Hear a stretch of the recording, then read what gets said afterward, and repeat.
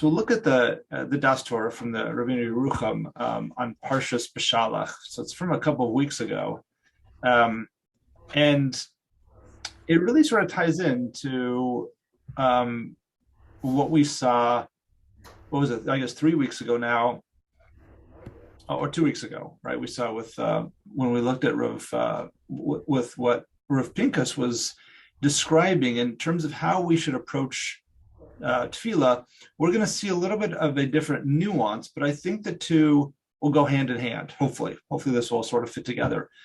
So let's just jump into it. So the Das Torah. So Rav Yerucham is going to he's going on the pasuk in Beshalach that says Vayerev ha'am im Moshe vayomru tenu lanu mayim v'nishtem. I'm just reading it out from a chumash because it's only partial of the part of the pasuk is being quoted here. It says that the nation fought with Moshe. They said, "Give us water, tenu lanu mayim v'nishtem, and we'll drink." And Moshe responds, Vayomer lahem Moshe matirivun imadi matinasun as Hashem. Why are you fighting with me, and why are you testing Hashem? And then just a few psukim later, it tells us where did this happen? Vayikra Hashem hamakom Masa umeriva. So this was Masa. Al riv b'nei Yisrael v'al nasosav as Hashem lemar. Right, because it was the test with Hashem, where they said, "Hayesh Hashem bikirbeinu im ayin." Is Hashem really with us or not? Okay, so that's what the psukim say. So Rav Yerucham is going to dive into this, looking at it from the point of view of Rashi and the Ramban, and then he's going to sort of help us understand how those two approaches are similar and different. Okay, so. So he starts off and he quotes Rashi. Rashi on our pasuk in Beshalach says, "Lomar hayucha lases mayim be'eretz tzia." So what exactly were they fighting? In other words, that's the question. Right? What were they fighting? What was matirivun? What is Moshe saying to them that they're fighting? And Rashi understands that they're asking, does Hashem have the ability to bring water in this desolate land, right, in this wilderness? So hinehem lo amru beferush ki mistapkim beyacholas Hashem lasis mayim be'eretz tzia. We don't see that they're explicitly saying, does God have the ability? Hem lo amru ki im tenu lanu mayim v'nishta. All they said was, give us water and we'll drink. V'hatorah hi shapirshas divrehem ele ki kavnasam hi ke mistapkim be'ikra yecholas Hashem v'ashgachaso yizborach. But we saw again in that later puzzle where it says, is Hashem in our midst or not? Right? The Torah is certainly expounding on what they said and telling us that that they are questioning, or they are presenting a doubt in the ability of HaKadosh Baruch Hu, or at least in terms of His hashgacha, as it relates to us. So v'chein nira kan b'Ramban. And so similar to, and we'll see in the Ramban, v'od yosem befresh mashma came b'Ramban parshas v'eschanan al pasuk lo tenasu es Hashem Elokeichem kasher nesisem b'masa. And the Ramban goes into this even further in parshas v'eschanan, where there's a pasuk over there that gives us a law that says, don't test Hashem the way that you tested Hashem in Masa, right? So it's a law. We can't test Hashem. Okay. Shenitbu, this is the Ramban's language. Shenitbu ki avru b'divreihem tanu lanu mayim alav delo tenasus Hashem. So the fact that they were claiming, that they were saying, give us water, as if they're saying to sort of the demand, right? They're making a demand to Hashem. That is what made them to be over an alav of delo tenasu as Hashem, not to test Hashem. Sheyardu Torah l'sof da'atam. And this is what the Torah is, sort of going into the depths of their understanding of its understanding of or their intention by saying Hayesh Hashem b'kirbeinu. Right, the Torah adds that in.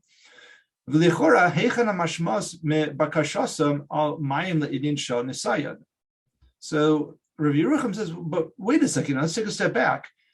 Where do we see that just from asking, for water, that becomes a test that we're testing the Kadosh Baruch Hu.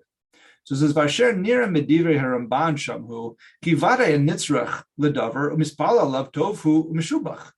It says, and it's very clear from the Ramban that anybody who has a need and then davens for it, this is a very good thing. Right? This is what we all know that we're supposed to do. This is our kli umanos, as Rashi says by Kriyas Yamsuf.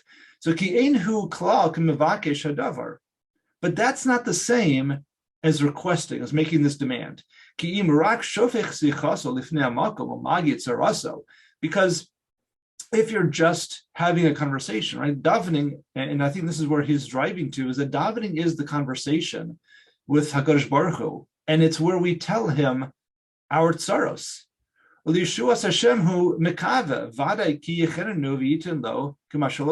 when we do this, and therefore the save, the fact that Hashem will save us is what we are hoping for, and He will certainly answer our prayers, our requests when we approach it in that way. But if you come requesting and making demands, as if, coming and saying as if it's HaKadosh Baruch Hu owes him and is required to provide. Therefore, what he's doing is he's making his avodas Hashem talui, dependent on what Hashem provides. And therefore, he's only being an ovid in order that if he's going to get the pras, if he's going to get what he's requesting. Where is it? I did this, Hashem. I did what you wanted me to do. I'm following the mitzvahs, and we're going into the midbar. Where's the water? Or similar to what we might do, right? We're doing what we're supposed to be doing. Where is my, right, fill in the blank? Mechok ish kazehu ki ko avodaso hi avoda tluya v'lo vadois klal. And therefore, what this person who's coming with demands is doing is his avoda is dependent, and there's no certainty to it, meaning that I'm only going to serve Hashem if I get what I'm asking for, what I'm requesting. Hu kvar lefi omeg das Torah omer hayesh Hashem b'kerbenu lasis b'vakashaso. And that's what the Torah says, Hayesh Hashem b'kirbenu, that this is the Torah's understanding of what Bnei Yisrael were saying is if we're going to follow you, Kadosh Baruch Hu, then you gotta provide and provide when we want it, when we need it. And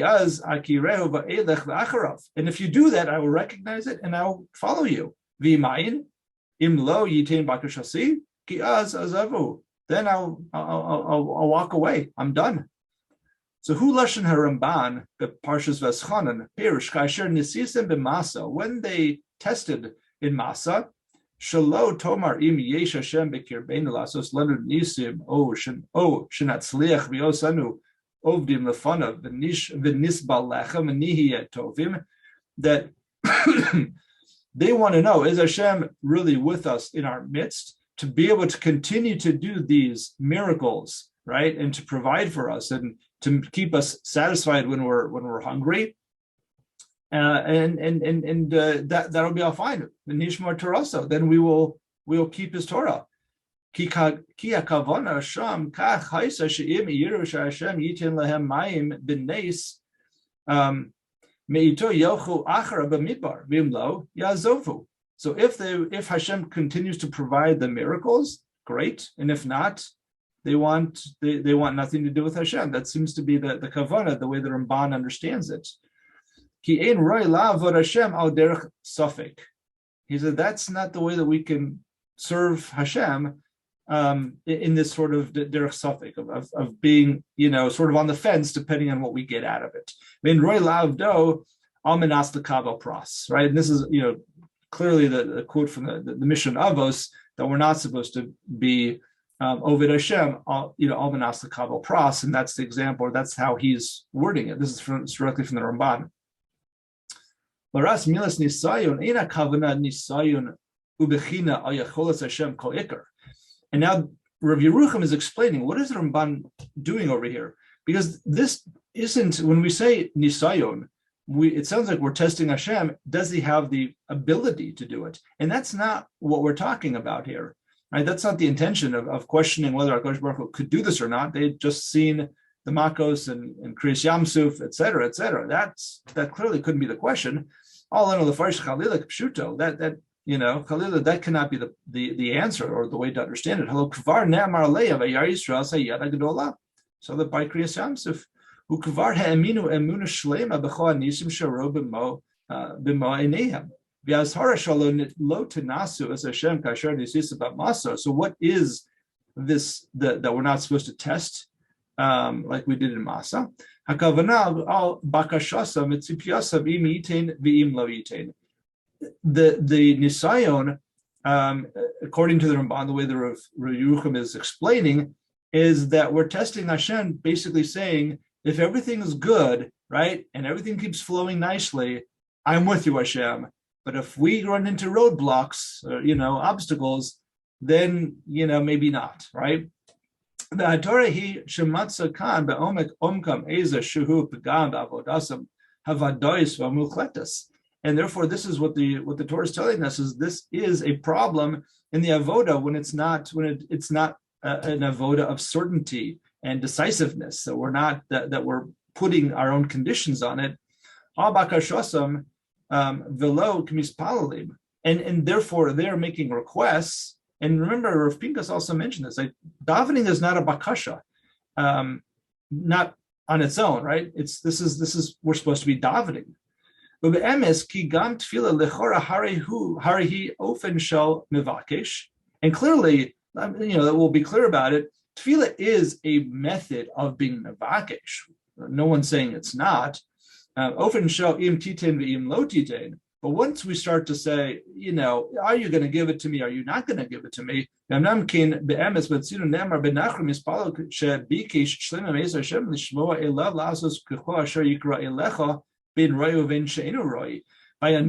we say that when they daven, they are allowed to do this. They're allowed to make these requests and say, hey, God, I'm doing whatever it is, my Shiva mitzvahs b'nei Noach, or whatever it is I'm supposed to be doing, or I'm following you. A nachri is considered to be a socher, a laborer, like an hourly worker. Because if he says, a nachri says, I'm doing what I'm supposed to be doing, and I'm not getting, whatever it is, my parnasa, or I'm not, I'm having these problems or that problems, and they're going to say, well, what am I doing that for? And that's okay. That's okay for a nachri for non-Jew to say. But we have to be a little bit of a higher level, and a balamuna umatzdik alav hadin who lo yikra alecha tagar. But we are not just an hourly worker. And whether Hashem gives us today, tomorrow, or we don't receive whatever it is that we really wanted to receive and we don't get it, but either way, our emunah still has to be there. About Tefilah shel Yisrael, he rak bakashos rachamim v'tachnunim. And again, we saw this phrase with Rav Pinkas as well, that Tefilah is not just a bakasha on its own; it's a bakashos rachamim v'tachnunim. V'husoda shel Tefilah u'schulasa. And this is really, he says, this is the secret, right? This is the segula of Tefilah, is that when we come to HaKadosh Baruch Hu, we're not making demands, or we're asking for right? We're supplicating. We're saying, Hashem, help us. We're in trouble here. We're thirsty. We're tired. I can't make the rent. I whatever it is, right? The issue that I'm facing, help me, please, right? Have mercy on me. That's how we approach it. Kihi avoda tama v'lo tluya klo klo. And it has to be a pure avoda and not something that's dependent on what we receive. But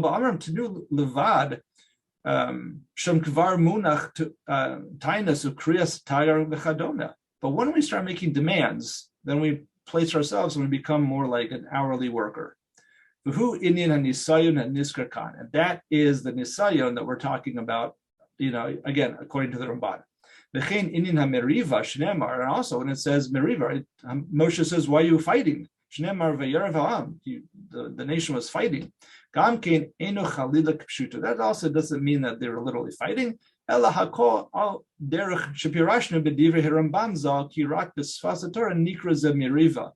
On the level that Bnei Yisrael, we're going to call it a meriva, on the level of Bnei Yisrael that they had just, of what they had just witnessed, that they should not be testing Hashem and saying, these are our demands and you need to provide. So that's how, so that's all within the Ramban, how the Ramban understood what is Masa, what was the test. The test was that we were making demands, and that's not how we can, and that's not how we should be davening ourselves, making demands. Now, Bihine Medivre Rashi, but Rashi has a different mahalach, and now he's going to sort of separate the two out and see the nuanced difference between them. So Bihine Medivre Rashi, Mandet Tinasun Lomer Hayochel Losis Mayim Be'eretz Tzia. So Rashi says, why are you, what was going on here?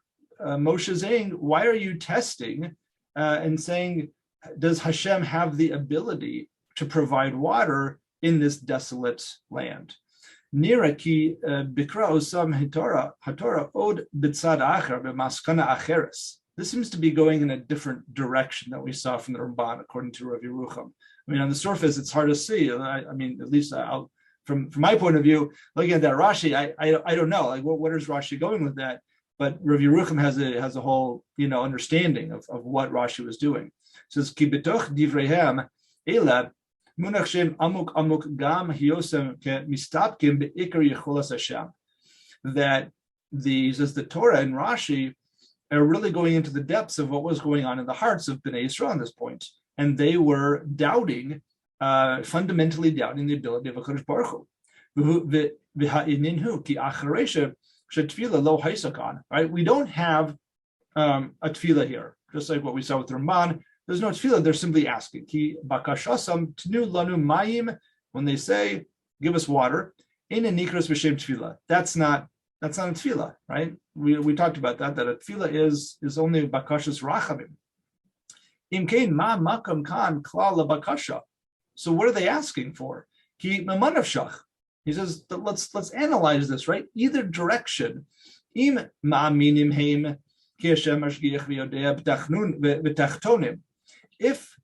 Yisrael are complete ma'aminim, they completely believe, they know that Hashem is mashgiach, right? Is keeping an eye on them, even on he's not just in the loftiest of the lofty of in Shemayim. He knows exactly what's going on in all of our lives. Right? If that's how we are, then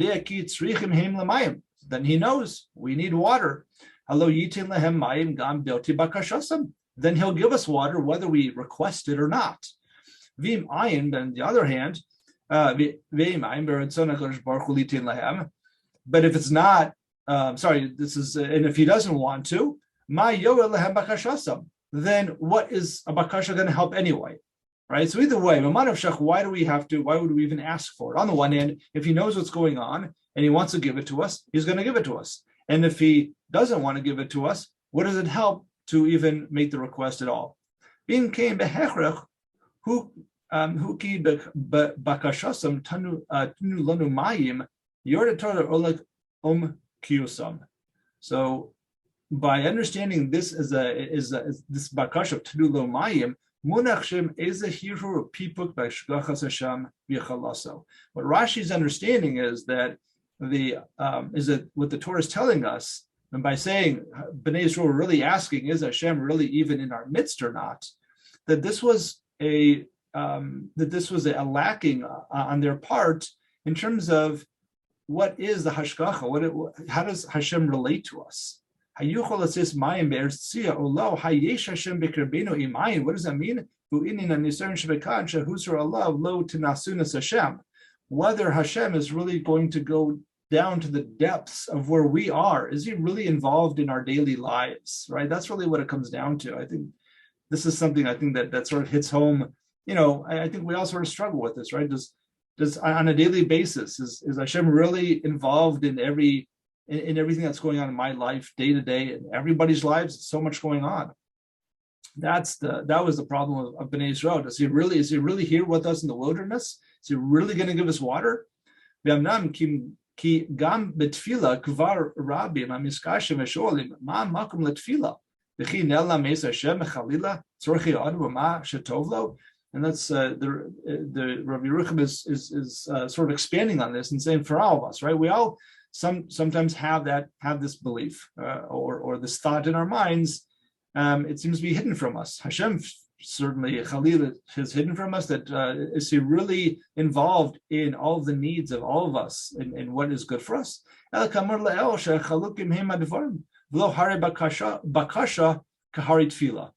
And that's why, and we have to say that a bakasha is not the same as a tefillah. Ki a tefillah avodas halevi.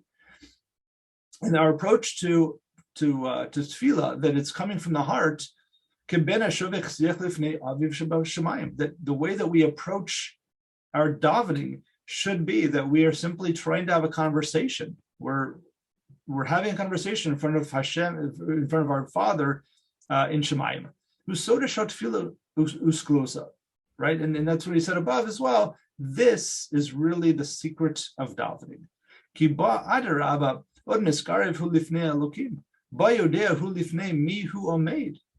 That when we come close before HaKadosh Baruch Hu, that we have to know who it is that we're standing in front of. The King of Kings, Asher Lo Hayachulas and Shalavadai. He has all the ability.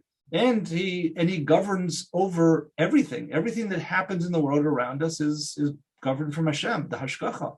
Ve'ein od milvado, right? There's nothing else besides Hashem in terms of how things are running in the world. Hine lanu shnei perushim. So that's how he ends with Rashi. So Rashi, as opposed to the Ramban, is going to say, really that the nisayon that the Bnei Yisrael were doing against Hashem is saying, are you really involved with us, right? You got us out of Mitzrayim, you sent us on this path in the wilderness, but are you really with us every day and every night? And are you really going to bring us water when we need it, right? Are you really going to take care of all of our needs as we start to journey through the wilderness, right? As opposed to the Ramban, who was saying that really what they were saying was that, as long as things are great, as long as we keep seeing the miracles happening, right, and you fulfill our demands, then we're with you 100%. If we start to see that falter, then maybe not, right? Then we're going to have problems. So that's the Ramban's approach versus Rashi's approach is Hashgacha. And he ends by saying, these are two different ways of understanding the nisayon that what it means to test Hashem and what the law of not testing Hashem is all about. Lefi divrei Ramban hinezu azhara al hamishamesh asarav al manasa kabel pras. Lefi divrei Rashi perushu al nisayon kipshuto b'yecholas Hashem v'hashgachaso yisparach. Says v'ayin kam b'mechota nira gamken kishnei ela perushim. Apparently, I didn't see the Milchot inside, but it sounds like the Milchot might have two different opinions or two different mahalchim that are sort of mirroring what the approach of the Rashi and the Ramban are. So it's right? On the surface, this seems like a much different thing that Bnei Yisrael are fighting and they're arguing and they're saying, is Hashem even with us? And really, it's a much more nuanced approach. Whether you look at it from the Ramban or whether you look at it from Rashi, it's not that sort of extreme, but it's still a problem that all of us probably face and have have the same challenges that Bnei Yisrael did all the way back then. So hopefully this gives us more insight again to in our approach to davening as well. Jeff, could it be just that? Also, I'm lacking. Well, I'm connected to Rashi's point of view. Could it be that Am Yisrael was not trust of themselves? Is Hashem really want to be with us after? Are we worth it? That's a really interesting question because we see that I haven't seen that at this episode, but after Cheta Egel, we see the Meforshim saying that Bnei Yisrael start questioning. We made this huge mistake with Cheta Egel. Does Hashem really still want us? And that's what leads to even more problems. Is we feel like we're not perfect. We've made mistakes. Hashem isn't interested in us anymore. and that leads to even more problems. No, And the Meforshim talk about that. I haven't seen that here, but no, I think you're right that is definitely something that comes up. And again, I think that we all sort of feel that way at times. Like we're not perfect, we've made mistakes, and is Hashem really still with us? And we have to realize that, yeah, absolutely. Just like a father, or you don't stop loving a child when they make mistakes, right? It's just, we have to realize it's the same thing, and it can become a huge challenge for us. But I think Uri's onto something even more profound.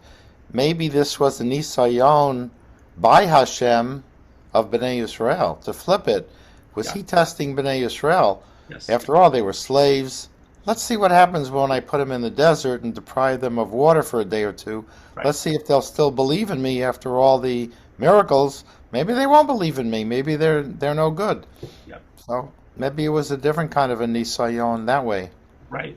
Well, and I think you're right. Right. That's the only reason why Hashem. Why wouldn't He have provided water? Why did they even have to wait till they're thirsty? Absolutely. I mean, Hashem is always testing us in that way to say, can you maintain your faith, right? And it's really first to grow. It's not necessarily to say, are you still on the team or not? But we grow through those, right? We grow and we say, hey, I made it through that. My faith is intact. I can do this, right? And that's what we should get out of this. But absolutely, that's certainly what Hashem is doing, and we're constantly being tested in that way.